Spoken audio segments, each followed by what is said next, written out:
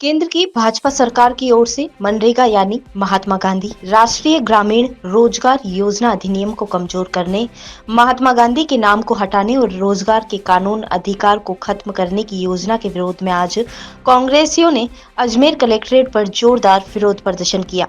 प्रदेश Congress committee अध्यक्ष गोविंद सिंह डोडासरा ने कहा कि मनरेगा की मूल आत्मा खत्म की जा रही है। पहले ग्राम पंचायत ही तय करती थी कि किसे काम चाहिए, अब ऊपर से आदेश आएगा। उन्होंने कहा जैसे मुख्यमंत्री की चिट्ठी आई है, अब पैसा उसी जगह जाएगा जहां उनकी मर्जी होगी। ये गरीबों के हक पर सीधा हमला है, इसका पुरजोर विरोध किया जाएगा।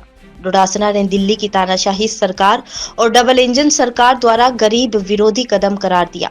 उन्होंने कहा कि मनरेगा पहले ऐसा कानून था जिसमें काम मांगने पर ही मिलता था, लेकिन अब इसका नाम ही नहीं बल्कि मूल उद्देश्य भी खत्म कर दिया गया है।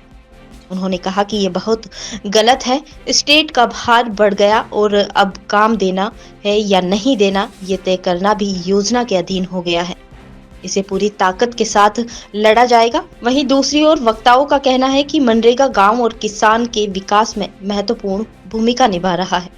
रोजगार की ये गारंटी कमजोर नहीं होने दी जाएगी और महात्मा गांधी के नाम को मिटाने का प्रयास किसी भी हालत में बर्दाश्त नहीं किया जाएगा।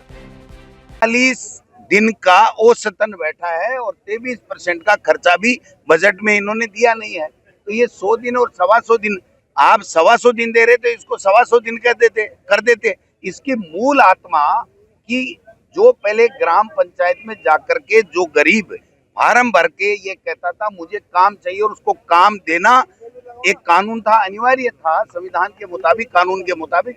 उसको काम ही नहीं मिलेगा, वो कहाँ जाएगा? वो मोदी जी के पास जाएगा, बीजेपी के एमएलए के पास जाएगा, बीजेपी के ये जो पर्ची से बड़े मुख्यमंत्री उनके पास में जाएगा और वो मिल जाएंगे क्या?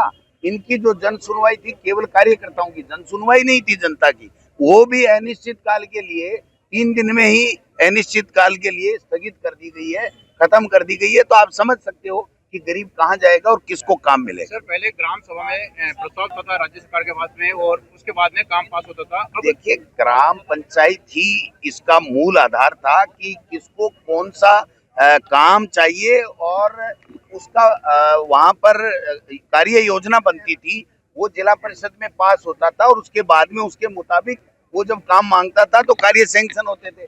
अब तो ऊपर से चिट्ठियां आएंगी, जैसे मुख्यमंत्री बनने की चिट्ठी आई वैसे चिट्ठी आएगी यहाँ तो कि इसको देना है इसको नहीं देना। मैं आपको एक और खुलासा करना चाहता हूँ कि अभी जो अतिवृष्टि हुई है उसमें जो मुआवजा इन्होंने देने का प्रावधान किया वो केवल और केवल बीजेपी के एमएलए जहाँ हैं वही मुआवजा देने का किया गया, वही खराबा बताया गया है।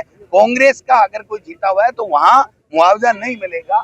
तो जब उस जो रिलीफ फंड को भी इस तरीके से दुरुपयोग कर रहे हैं तो ये तो कानून ही बना दिया इन्होंने कि जहां मर्जी आएगी केंद्र सरकार तय करेगी, वहां पैसा मिलेगा, नहीं तो नहीं मिलेगा। सर एक ये है कि जो ग्राम पंचायत में नरेगा के माध्यम से जो काम होते थे उन ठेकेदारों के लिए राजस्थान में लगभग 2000 करोड़ रुपए की देनदारियां बाकी है। भाई साहब, ढाई साल से पैसे बकाए हैं।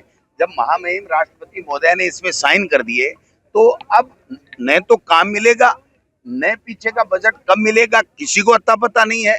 किसी अधिकारी से, हम कलेक्टर से, सीओ से बात करते हैं तो वो कह रहा है भाई साहब नरेगा तो भूल जाओ, काम की बात भूल जाओ, पीछे का पेमेंट तो भूल जाओ। तो मैं समझता हूँ कि ये जो गरीबों के ऊपर इसने एक तरीके से वार किया है, उनके हक के ऊपर वार किया है, ये बहुत ही दुशासी कदम है, ये निंदनीय है और इसका हम लोग पुरजोर शब्दों में विरोध। सर एक स्टेशनरी पे जो खर्चा आएगा उसका कितना खर्चा लगभग? मैं आप स्टेशनरी की बात रहे हो, योजना ही बंद हो गई ना, इनको छपानी ही नहीं है।